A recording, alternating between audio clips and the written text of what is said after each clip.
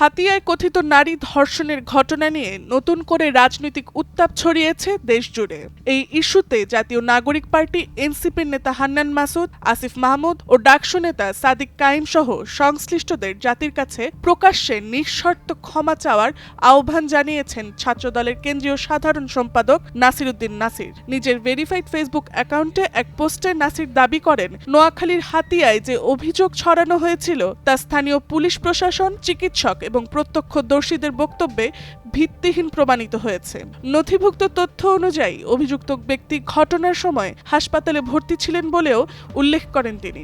একই সময়ে দুই স্থানে উপস্থিত থাকার দাবি বাস্তবতা ও যুক্তির পরিপন্থী বলে মন্তব্য করেন নাসির। ধর্ষণের মতো স্পর্শকাতর বিষয়কে রাজনৈতিক উদ্দেশ্যে ব্যবহার করে জনমনে বিভ্রান্তি সৃষ্টির অভিযোগ তুলে তিনি বলেন, এই ধরনের অপপ্রচারের দায় সংশ্লিষ্টদের নিতে হবে।